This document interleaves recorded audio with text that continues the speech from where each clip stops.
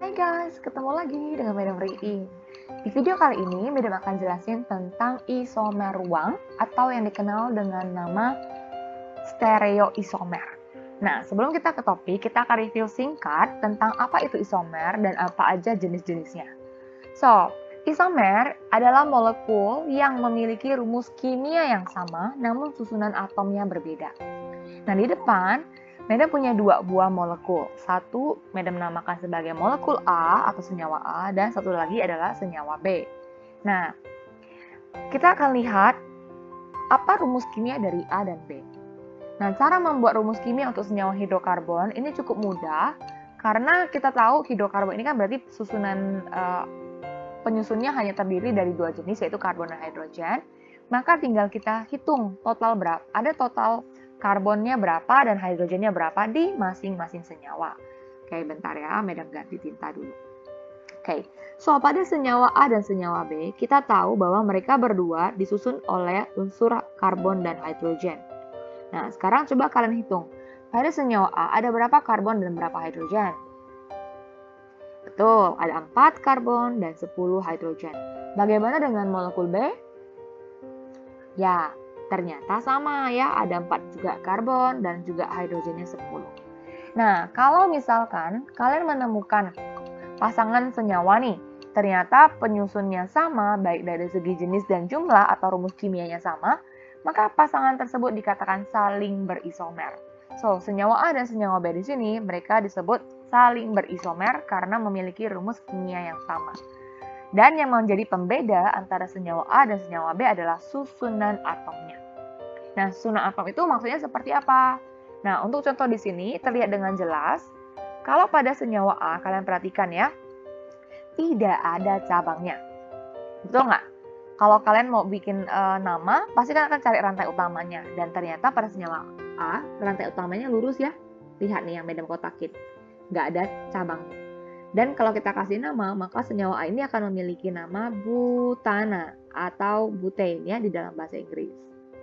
Nah, sedangkan pada senyawa B, kalau kita mencari rantai utamanya, kita akan memilih yang panjang rantainya 3 atau yang Madam kotakin merah ini. Nah, maka si CH3 yang di bawah ini akan berperan sebagai cabangnya atau alkoholnya. Dan cara pemberian namanya, kita akan kasih penomoran dulu ya. Dengan memprioritaskan alkil di kasus ini, maka namanya menjadi 2-strip metil propana atau 2-metil propen ya. Nah, jadi itu yang dimaksud susunannya berbeda. Satu nggak punya cabang, satunya ada cabang, dan lain sebagainya. Oke, sudah ingat ya tentang isomer itu apa dan maksudnya seperti apa. Nah, sekarang kita akan ulang tentang jenis-jenis isomer. Jadi isomer ini secara garis besar itu dibagi menjadi 2 golongan. Satu namanya adalah isomer struktur atau structural isomerism, dan yang kedua itu adalah isomer ruang atau stereoisomer. Nah, masing-masing grup juga dibagi lagi kan, kayak structural isomers ini dibagi menjadi 3, ada yang namanya change, position, sama functional group. Kemudian yang isomer ruang atau stereoisomer ini dibagi menjadi geometrical dan optical. Oke, nah di video kali ini kita akan bahas tentang geometrical isomerism. Jadi ini ya fokus kita, dan optical isomerism. Oke, jadi ada 2 yang mau kita bahas di video kali ini. Nah, sekilas gambaran mengenai isomer geometri dan juga isomer optis aktif. Isomer geometrical nanti kita akan belajar untuk menentukan apakah molekul tersebut itu punya konfigurasi cis, trans, atau Z sama I, Z sama E. Nah, apa sih bedanya kedua ini? Nanti kita akan bahas lebih dalam. Kemudian untuk optical isomers, jadi suatu molekul dikatakan dia memiliki optical isomers itu kalau dia punya yang namanya chiral center atau karbon chiral. Nah, apa itu karbon chiral? Kita juga akan bahas di video kali ini. So, jangan kemana-mana, kita langsung mulai saja. Oke, geometrical isomerism. Nah, suatu molekul dikatakan memiliki isomer geometri kalau memenuhi 2 kondisi ini. Kondisi yang pertama adalah punya restricted rotation. Jadi dia punya ikatan yang terbatas, nggak bisa dirotasi. Nah, jenis ikatan yang tidak bisa dirotasi, diputar-putar ya bondnya, itu adalah yang mengandung double bond atau triple bond. Jadi alkana nggak masuk ke dalam geometrical isomerism ya. Jadi yang punya geometrical isomerism adalah alkena. Nah, tadi kan Medan barusan sebut. Tadi Medan bilang yang punya restricted rotation itu adalah alkene sama alkyne atau double dan triple bond. Kok Medan nggak tulis rakap 3 di sini? Nanti kita akan cari tahu jawabannya bersama ya. Kenapa Medan cuma tulis si alkene aja atau alkena saja. Dan kondisi yang kedua itu adalah masing-masing karbon di C double bondnya, ini masing-masing C kiri dan C kanan, itu wajib mengikat dua atom yang berbeda. Dua atom atau kelompok atom yang berbeda jenisnya. Contoh, nih lihat. Madam sudah buatkan 3 variasi di sini. Lihat ya. Di C yang kiri, ini mengikat 2 atom, ya, 2 gugus atom lah ya, yaitu A dan juga B. Yang mana kita tahu A dan B ini kan beda. Nah, di atom karbon yang kedua juga sama, yaitu mengikat A dan mengikat B. Jadi beda jenis juga kan masing-masing C. Maka contoh molekul yang A ini itu memenuhi syarat untuk memiliki isomer geometri. Nah, variasi lain untuk poin yang kedua ini adalah seperti ini, lihat. Di kiri ikat A dan B. Di kanan ikat C dan D. Nah, jadi ini untuk atom karbon di kiri dan di kanan itu bebas. Nggak wajib harus yang diikat tuh gugusnya sama jenis. Nggak ya, jadi boleh beda. Yang penting masing-masing C di sini itu harus mengikat 2 gugus yang beda jenisnya. Kayak A dan B kan beda jenis. C dan D juga beda jenis gitu ya. Nah, dan variasi yang ketiga, nih, C yang di kiri ikat A dan ikat B. C yang di kanan ikat B dan ikat C. Nah, di sini di contoh yang ketiga ini kita hanya punya 3 variasi toh. Ada A, ada B, dan ada C. Nah, jadi ini juga memenuhi syarat selama masing-masing C mengikat 2 gugus yang berbeda. Oke, jadi Madam ulangin kesimpulannya ya. Jadi, suatu molekul dikatakan memiliki isomer geometri kalau 1. Dia adalah alkena atau alkene, punya double bond. 2. Setiap atom C, double bondnya mengikat 2 gugus yang berbeda. Nah, sekarang kenapa alkuna atau alkyne nggak masuk ke dalam sini? Nggak punya isomer geometrical. Kenapa? Seperti yang kita tahu, alkyne atau alkuna kan dia triple bond. Berarti sisa bond di masing-masing karbonnya hanya ada 1 bond, toh? Ya nggak? Nah, jadi kalau misalkan yang ke sebelah kiri ikat A, sebelah kanan ikat B, meskipun masing-masing C ya ikatnya berbeda, ada 1 ikat A, 1 ikat B, tetapi molekul ini tidak memenuhi syarat yang kedua. Karena syarat yang kedua bilang apa? Setiap atom C double bondnya harus mengikat 2 gugus yang beda. Di triple bond itu hanya tersisa 1 bond saja. Jadi dia nggak akan pernah bisa punya 2 gugus yang beda. Ya, makanya alkuna atau alkyne tidak masuk ke dalam kriteria ini. Jadi bisa dibilang yang memiliki isomer geometrical adalah golongan alkena atau alkene saja yang punya. Tapi apakah semua alkene punya? Jawabannya belum tentu. Harus memenuhi kedua kondisi ini baru bisa. Nah, untuk lebih jelasnya kita akan lihat ke contoh ya. Oke, sekarang lihat nih. Manakah di antara contoh-contoh di bawah ini yang memiliki geometrical isomer geometri? Sekarang kita lihat A. Oke, lihat. Pada senyawa A, ini tidak ada ikatan rangkap. Ya enggak? Coba kalian lihat di gambar strukturnya itu enggak ada sama sekali double bondnya kan? Nah, berarti udah pasti A ini tidak punya isomer geometri. Kenapa? Karena dia tidak memenuhi syarat yang pertama. Oke? Gampang ya, yang A ya. Oke. Nah, sekarang B bagaimana? Senyawa B, kita lihat. Oh, dia adalah alkena atau alkene. Berarti dia memenuhi syarat pertama kan? Dia punya double bond. Tapi apakah dia memenuhi syarat yang kedua? Maka kita harus cari tahu dulu. Nah, caranya bagaimana? Kita akan fokus ke CC double bondnya. Jadi CC double bondnya kita tarik keluar, kita gambar ulang.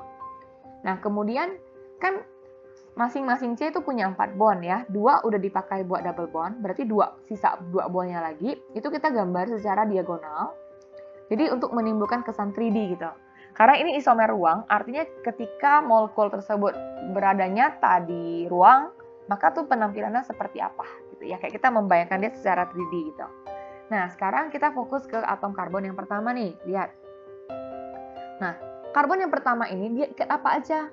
Coba kalian perhatikan baik-baik. Ya, betul ya? Tuh, dia ikat 2 buah hidrogen. Kok tahu dari mana? Nah, CH2 ini kan kalau Madam show display formulanya, jadi kayak kita tuliskan seluruh bondnya, maka kita akan menemukan dia ikat 2 buah hidrogen yang terpisah seperti ini. Ya, jadi kalau disingkat itu jadinya CH2. Tapi kalau realnya seperti ini ya. Nah, jadi C yang di kiri itu mengikat 2 buah hidrogen. Nah, dengan cara yang sama, maka C yang di kanan ikat apa aja? Oke? Maka kita akan menemukan, oh yang di sebelah kanan ikatnya itu adalah hidrogen dan juga CH3. Nah, mungkin ada yang berpikir begini, kenapa harus tulis hidrogen dulu? Boleh nggak tulisnya tuh CH3 dulu atau CH3 yang di atas gitu? Boleh tidak? Jawabannya boleh. Jadi bebas ya, mau yang mana yang kalian tuliskan terlebih dahulu gitu. Oke, sampai di sini kemudian kita akan lihat. Nah, di sini itu akan lebih jelas terlihat bahwa C yang di kanan ini memenuhi syarat. Kenapa? Karena dia mengikat 2 buah gugus yang beda. Satu ikat satu ikat H, satunya ikat CH3. Beda kan antara H dan CH3. Namun, untuk C yang di sebelah kiri ini tidak memenuhi syarat. Kenapa? Karena C yang di sebelah kiri ini mengikat 2 buah atom yang sama, yaitu sama-sama hidrogen.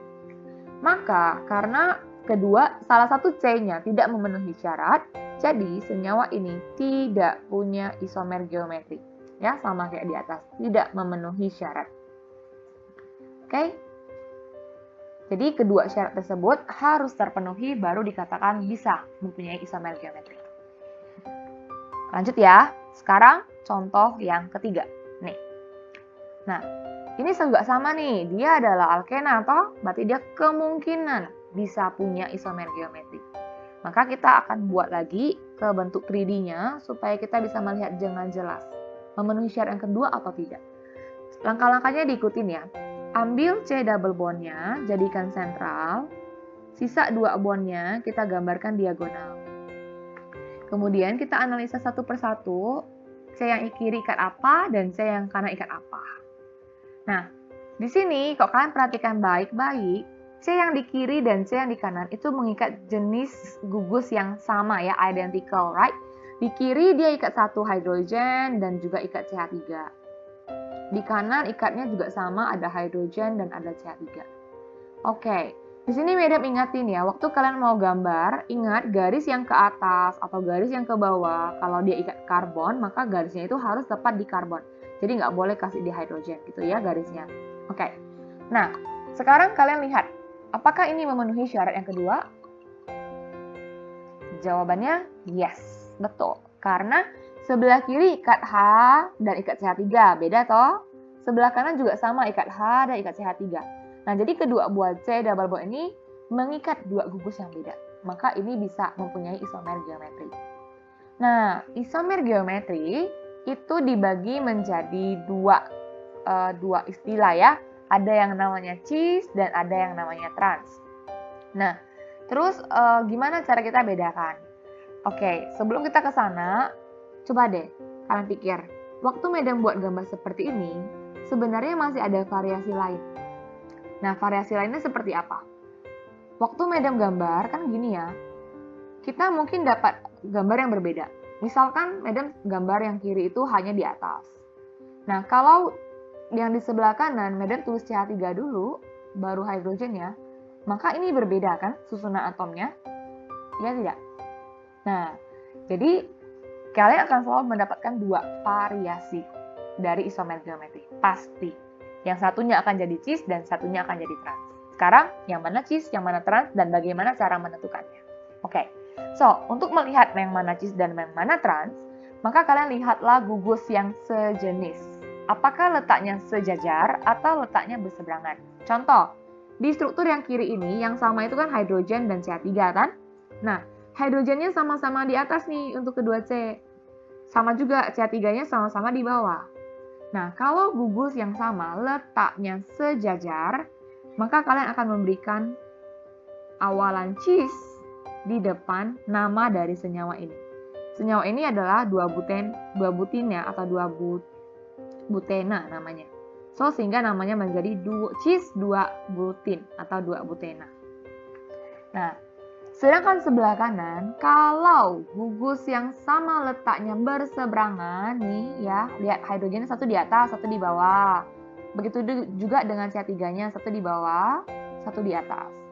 Nah, kalau yang sama letaknya bersilangan kayak gini, maka kita akan berikan awalan trans di depan nama senyawanya. Sehingga namanya menjadi trans 2-butin atau 2-butena. Oke? Bisa dipahami? Semoga bisa ya. Nah, jadi Madam ingatin, penggunaan istilah cis dan trans itu dengan melihat gugus yang sama letaknya sejajar atau berseberangan. Sejajar berarti gunakan cis, berseberangan maka gunakan trans. Nah, supaya lebih paham kita akan coba lagi ya untuk contoh yang berikutnya. Namun sebelumnya, Madam akan kasih lihat secara ruang itu sebenarnya penampilan dari cis 2-butin dan trans 2-butin ini seperti apa. Nih, Madam ambil dari link di sini ya.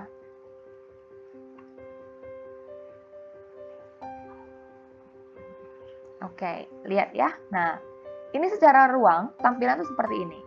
Jadi yang abu-abu, yang lebih gelap itu adalah melambangkan atom karbon, sedangkan yang bulatan kecil berwarna putih ini melambangkan hidrogennya. Jadi realnya kayak gini, real modelnya. Oke, lihat ya, yang sebelah itu adalah trans, berseberangan kan? Nah, bentuknya ini berbeda. Jadi sekilas, seolah-olah kedua senyawa ini adalah senyawa yang sama. Nah, mereka hanya sama dalam hal rumus kimia. Sama-sama C-nya 4, H-nya 8. Namun, karena susunan atomnya berbeda, maka mereka juga punya sifat kimia yang berbeda. Atau sifat fisikanya juga bisa berbeda.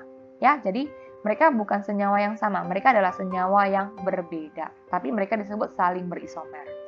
Oke, kita kembali ya. Nah, sekarang kita ke contoh yang berikutnya, D. Apakah ini punya isomer geometri?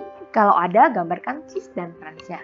Oke, kita lakukan langkah-langkah yang sama ya. Fokus ke CC double bond, jadi CC double bondnya dikeluarkan. Kemudian kita kasih diagonal bond kayak gini. Lalu kita analisa C di kiri ikat apa aja, C di kanan ikat apa aja. Nah, kebetulan juga pada contoh ini Madam berikan gugus yang sama kiri dan maupun kanan ya. Jadi ini ada ikat OH dan juga ada ikat CH3, terserah mau yang mana yang kalian tuliskan dulu, mau CH3 dulu atau OH terserah ya, bebas. Nah, yang sebelah kanan juga sama, ikat OH dan ikat CH3. Nah, kemudian ini kan pasti ada dua variasi ya, selalu. Nah, biasanya gini biar gampang. Untuk menemukan variasi yang lain, biasanya Madam gambar ulang. Nah, kemudian Madam tinggal putar aja salah satu, kayak ganti gitu, tukeran. Yang tadi OH-nya di atas, sekarang OH-nya yang di bawah, CH3-nya yang di atas. Jadi kita putar salah satu. Terserah ya, yang mana yang mau kita tukar gitu ya. Itu trik supaya kita cepat menemukan variasi yang lain gitu. Oke, kayak gini ya guys. Oke. Oh oke, bentar ganti tinta aja biar sama ya. Oke, jadi ini tadi CH3 di atas, OH di bawah, sebelahnya OH-nya di atas dan CH3 di bawah. See? Nah, setelah ini baru kalian akan lihat mana yang cis, mana yang trans. Nah, di kiri lagi-lagi kan yang sama letaknya sejajar nih, horizontal. Yang sebelah kanan letaknya berseberangan yang sama. Nah, maka yang sebelah kiri kita akan berikan awalannya cis, yang sebelah kanan akan kita berikan awalannya trans. Nah, jangan khawatir, misalkan, Madam ini kan ada ikat OH, kita belum belajar ke sana loh, kita baru belajar hidrokarbon. Tenang. Artinya gini, Madam nggak akan minta kalian untuk memberikan nama pada senyawa ini. Ya pokoknya yang namanya itu Madam akan keluarkan hanya sebatas yang hidrokarbon saja. Gitu ya. Jadi kalau ada keluar soal yang selain hidrokarbon, jadi Madam hanya akan tanyakan itu cis atau trans gitu. Oke, lanjut ya. Ke contoh berikutnya. Nih, yang I. Langkah yang sama ya. Kita ambil keluar karbon-karbon double bondnya, kita kasih 2 buah bond, kemudian kita masukkan masing-masing C-nya ikan apa. C yang kiri, kita lihat ya. Oh, ikatnya CH3 dan Br. Oke, tuliskan ya, CH3 dan Br. Yang kanan, ikat hidrogen dan ikat CH3. Nah, guys, sampai sini ini cis atau trans? Mungkin ada yang langsung jawab, trans, madam. Kenapa? Karena pasti melihat CH3-nya berseberangan. Jawabannya belum tentu. Ya, belum tentu. Jadi nanti di sini ada aturan lain. Bentar ya, kita bikin variasi yang kedua dulu. Nah, variasi yang kedua yaitu dengan kita tukar salah satu sisi ya. Jadi yang ini tetap yang kiri ya, biar gampang. Tapi nanti itu nggak dibatasin seperti itu ya. Kalian mau tukar yang kiri atau mau tukar yang kanan bebas. Nah, oke, ini variasi yang kedua.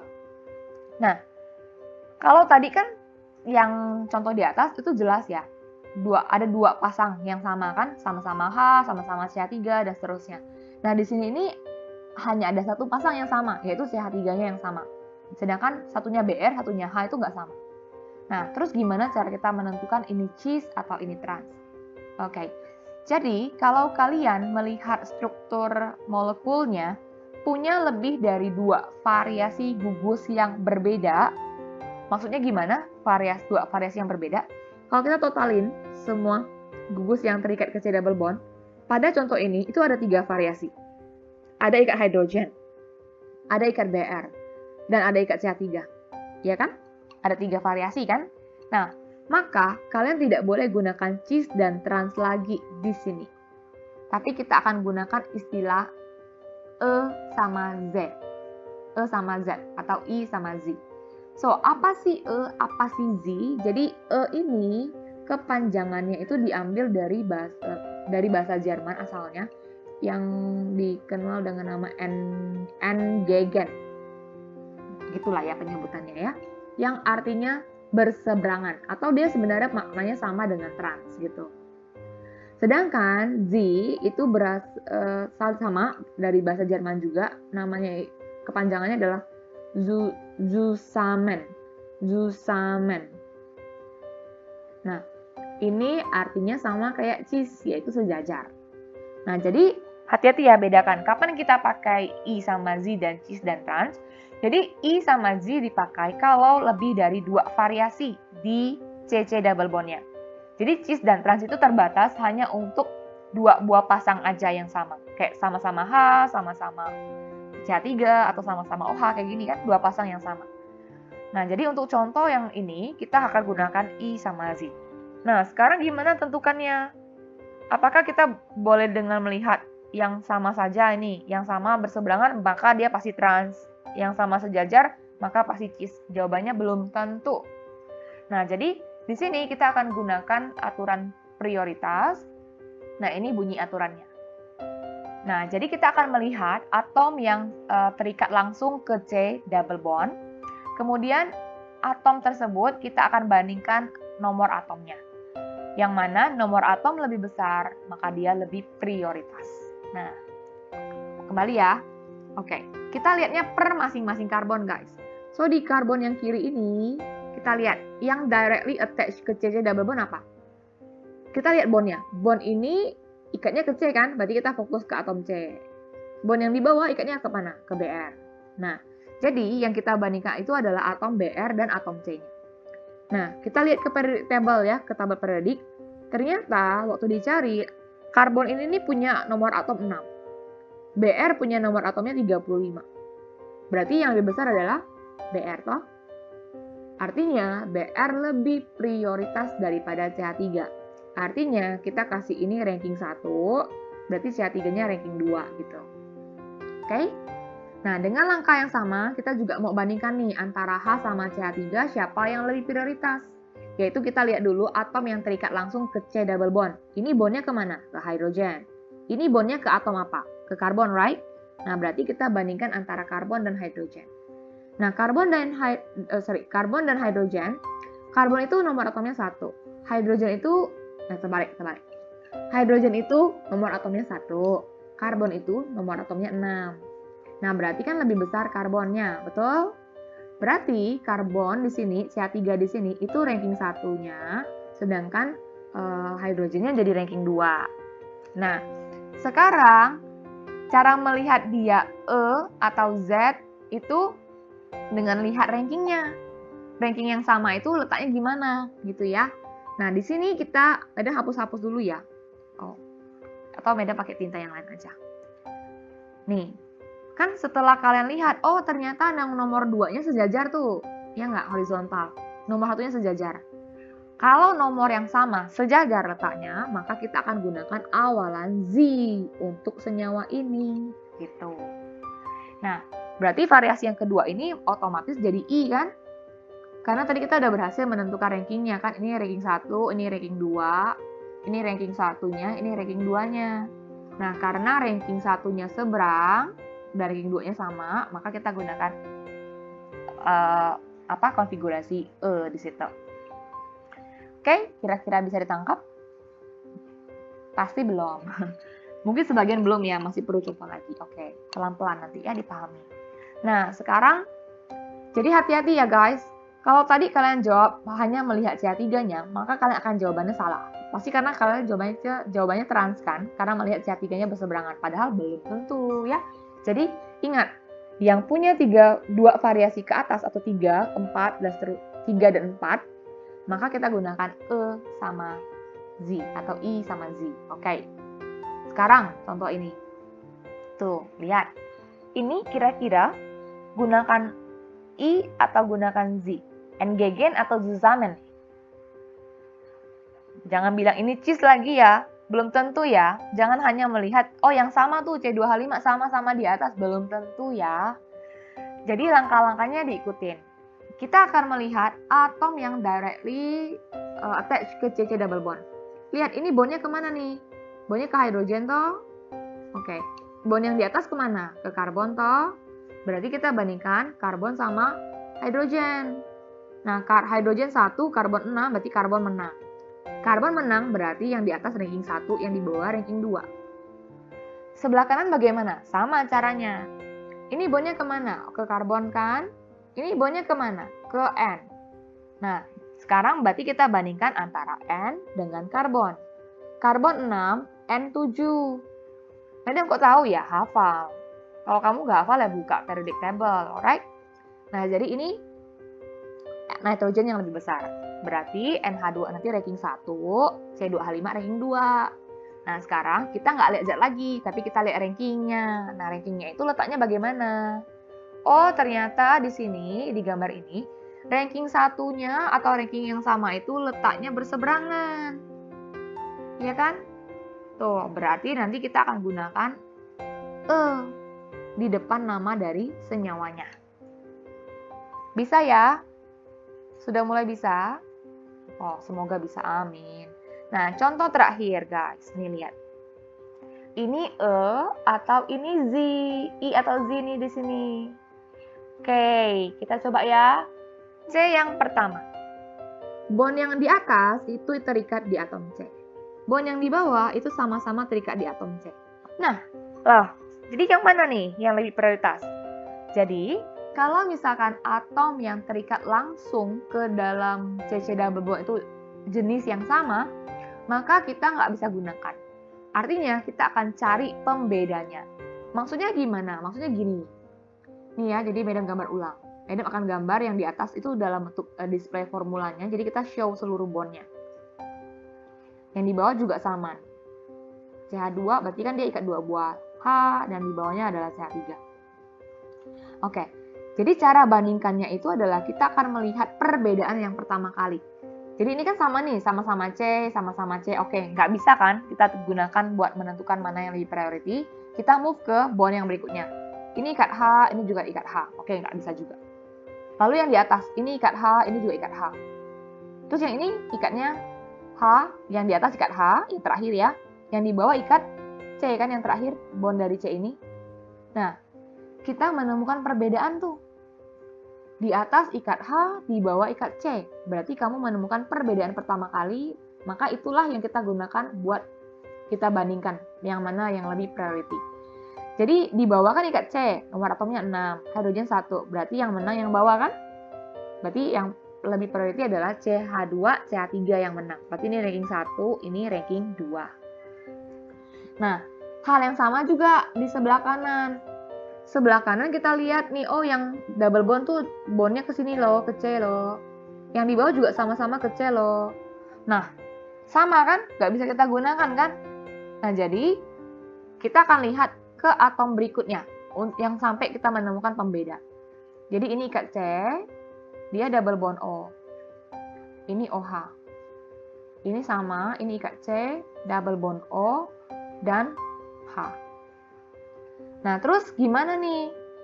Nah, jadi sama ya, kita akan lihat pembedanya.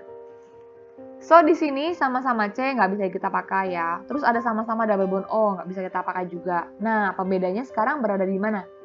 Satu ikat H, satu ikat O, yang di bawah ikat H. Itu pembedanya. Maka kita bandingkan antara O dengan H di situ. H1, O8. Maka O menang. Jadi ranking satunya sekarang di atas, yang di bawah ranking 2. Baru dari sana kita akan lihat. Nah, oh ternyata nomor yang sama letaknya berseberangan. Tuh kan? Jadi, ini pasti kita gunakan konfigurasi E di depan namanya. Oke? Terakhir, ini benar-benar terakhir ya. Tadi lupa. Oke, ini dia. Nah, sekarang contoh di sini nih. Oke, lihat. Sama ya, yang kiri dulu sama-sama ikat C. Sama-sama ikat C, yang di bawah ikat C juga. Terus ikat H, ikat H. Nah, sekarang sisa pembeda nih.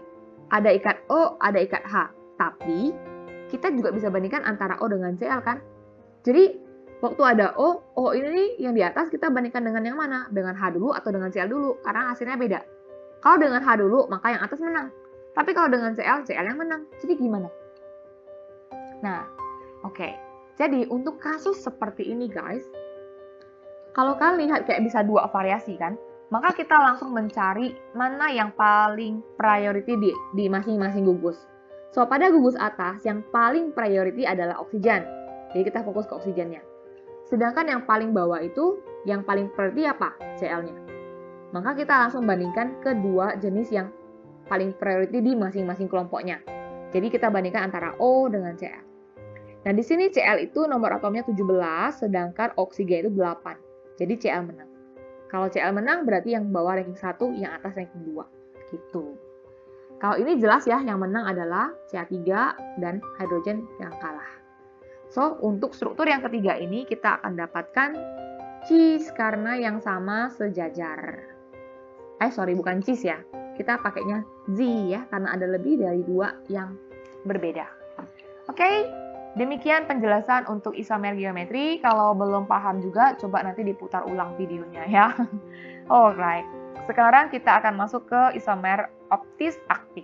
Nah, di sini Madam nggak panjang-panjang lagi ya untuk isomer yang terakhir, isomer optis aktif. Jadi, kenapa namanya optical isomers ya? Karena di sini akan ada berhubungan dengan polarisasi cahaya. Nah, cuma Madam nggak jelasin di video ini, jadi kok kalian mau lebih paham mengenai polarisasi cahaya yang dimaksud, silakan follow link ini nih, penjelasannya bagus banget dan lengkap ya. Nah, untuk kondisi suatu molekul dikatakan memiliki isomer optis aktif, yaitu kalau molekul atau ion tersebut memiliki chiral. So, chiral ini apa? Chiral ini apa? So, chiral is a carbon atom that contain or attach four different groups directly. Jadi, atom C chiral adalah karbon yang mengikat 4 gugus beda-beda. Artinya apa? Artinya yang bisa punya optical isomer hanya golongan alkana. Kenapa? Karena alkena dan alkuna kan dia punya double dan triple bond kan? Dia nggak bisa bentuk 4 bond beda-beda berarti kan? Jadi, yang bisa punya optical isomer adalah alkana, ya. Tapi apakah semua alkana? Belum tentu. Ada syaratnya kan? Yaitu dia punya C chiral. Di mana di dalam strukturnya harus ada karbon yang mengikat 4 gugus beda-beda. Contoh, lihat nih gambar ini. Di senyawa yang kiri, ini dia punya C chiral. Kenapa? Lihat, karena C ini atas ikat C2H5, bawah ikat CH3. Terus di kanan bawah ikat OH, di belakang ikat hidrogen. Sebelah kanan juga sama kan, ikatnya beda-beda. Ya, berarti di sini dia pasti punya optical isomers karena dia punya C chiralnya. Jadi C yang di tengah-tengah itu kita sebutnya C chiral yang biasa kita lambangkan dengan bintang, guys. Nah, kemudian, kalau kalian perhatikan baik-baik, molekul di kiri dan molekul di kanan itu hampir mirip, ya nggak? Tapi apakah benar-benar mirip? Jawabannya enggak. Jadi yang di kiri dan di kanan ini sebenarnya itu kalau kita lihat seolah-olah seperti bayangan cerminnya, refleksinya. Betul ya? Tuh lihat posisinya. C2H5 sama-sama di atas. Kemudian hidrogen sama-sama ketemu di depan, OH juga sama, dan lain sebagainya. Nah, ibaratkan kayak tangan kalian, guys. Kalau tangan kalian, tangan kiri dan tangan kanan, kalian hadapin satu sama lain kan seolah-olah kayak bercermin ya, tangan kanan dan tangan kirinya bercermin gitu kan. Kalian gabungin, dia nyatu, betul ya? Nah, ini juga sama ketika kita gabungin kan seolah-olah kayaknya kita deketin ke cermin, seolah-olah kayaknya nyatu gitu ya. Nah, tapi sebenarnya kedua molekul ini adalah senyawa yang berbeda. Nah, kalau kedua senyawa ini medium overlap ya, misalkan medium tumpang tindih, jadi kayak medium fuse jadi satu, medium gabungin, ternyata pasti ada satu sisi yang nggak pernah bisa sama atau nggak bisa nyatu. Jadi misalkan yang ini medium pindahin ke sini, medium timpa gitu ya. Nah, oke, gambarnya kurang lebih jadi kayak gini nih, guys. Ntar ya, medium lebih gede lagi. Gini ya. Ini karbon. Oke, di atas sama-sama ikat C2H5 ya. Berarti C2H5-nya sama-sama nyatu ya. Nah, tapi yang C sebelah kanan, yang ini kan ada hidrogennya di sini. Ada pakai warna lain-lain aja ya. Ini ada ada bondnya di depan, ada dua kan, gini ya. Nih medium gambar yang molekul kiri dulu nih, oke. Terus, nah, ketika molekul karbon yang kanan masuk, timpakan ke atas, apakah dia nyatu semuanya? Bentar, repot juga ya warna-warni. Tapi tak apa-apa, yang penting kalian bisa lihat dengan jelas. Oke, ini OH. Dan yang ketiga itu adalah C2H5, CH3-nya. Nah, sekarang dia mau timpa nih, ini ya, geser, timpa ke sini. Nah, ternyata waktu medium timpa, oke, C2H5 sama-sama di atas, dia nyatu. Kayak apa ya, kayak melekat gitu lah ya, sama. Tapi, ada jenis bond yang lain yang tidak sama. Iya nggak? Tuh, di sini, di C ini, yang warna hitam itu sebelah kanan loh. Dan yang sebelah kanan itu ikat OH. Terus di sini ada hidrogennya loh. Jadi artinya apa? Artinya pasti nggak bisa nyatu seluruh atomnya. Ya nggak? Nih ada ikat OH. Jadi kayak OH tuh timpanya dengan CH3. Nggak sama kan OH dan CH3. Terus hidrogennya juga terpisah. Terus di sini juga sama nih. Nih, yang di sebelah kanan, ini ada CH3-nya. Tuh. Jadi kayak tumpang tindihnya itu nggak seluruhnya sejenis. Hanya C2H5 saja yang menyatu. Artinya apa? Kedua molekul ini adalah senyawa yang berbeda. Istilah yang ini, yang tidak bisa tumpang tindih, itu dikenal dengan istilah non-superimposable. Superimposable. Jadi nggak bisa overlap each other, nggak bisa tumpang tindih. Ya, itu syarat suatu molekul dikatakan punya optical isomer. Gampangnya adalah dia punya C chiral, maka dia pasti punya optical isomer. Itu gampangnya. Oke, nah terakhir ya sekarang nih, apakah molekul di bawah ini punya optical isomer nggak? Coba lihat yang kiri.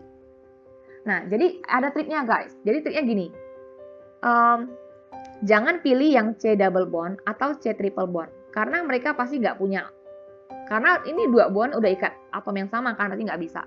Kemudian jangan juga pilih CH2 ataupun CH3. Kenapa? Karena dua bondnya udah diikat atom yang sama, apalagi CH3. Jadi kemungkinan yang menjadi C chiral hanya dua, yaitu hanya C doang atau CH. Ini dia bisa berperan sebagai C chiral. Apakah pasti? Belum tentu. Kita cek dulu tangan-tangannya gitu ya. Nah, sekarang coba kalian lihat molekul yang di sebelah kiri. Apakah ada C chiralnya? Oke, ini nggak bisa dong, betul nggak? Tidak memenuhi syarat, sudah kan? Nah, ini ada C di sini. Dia punya 4 bond, tapi apakah mengikat 4 beda-beda? Jawabannya tidak. Karena ada 2 buah Br sejenis yang diikat. Berarti molekul kiri tidak punya optical isomerism karena nggak punya C chiral. Bagaimana dengan yang kanan? Oke, yang kanan ingat ya, tadi Madam bilang triknya apa? Hanya fokus ke CH atau C doang. Karena yang lain pasti nggak punya potensi ikat 4 beda-beda. Oke, sekarang lihat ke C yang sebelah kiri dulu ya. Nih, ini. Sebelah kanan, sorry. Apakah dia C chiral? Jawabannya tidak. Kenapa? Karena dari 4 tangan yang dia ikat, 2-nya tuh udah sama-sama CH3. Berarti dia bukan chiral. Lewat. Sekarang gimana dengan CH yang di tengah? Apakah dia chiral? Perhatikan tangan bondnya. Ini, hidrogen ini sama aja kalau Madam mau show-kan bondnya, Madam tulis di bawah. Gini ya, boleh. Kalau kalian udah paham, berarti bisa baca gitu loh. Nah, sekarang kita perhatikan. Oh, satunya ikat hidrogen, tangan yang pertama. Tangan yang kedua ikat CH3. Tangan yang ketiga ikat ini semua. Tangan yang keempat ikat ini semua. Nah, kalian perhatikan. Sama nggak nih keempat-empatnya? Ternyata beda kan? Berarti CH yang di tengah ini adalah C chiral. Oke, dia adalah C chiral. Nah, gimana dengan CH yang terakhir? Ini. Sama ya, satu ikat hidrogen. Kemudian satu tangan yang lain ikat CH3. Tangan yang ketiga ikat CH2, CH3. Dan tangan yang keempat ikat ini semua. Nah, beda-beda kan keempatnya kan? Nah, berarti CH yang di kiri ini juga termasuk C chiral.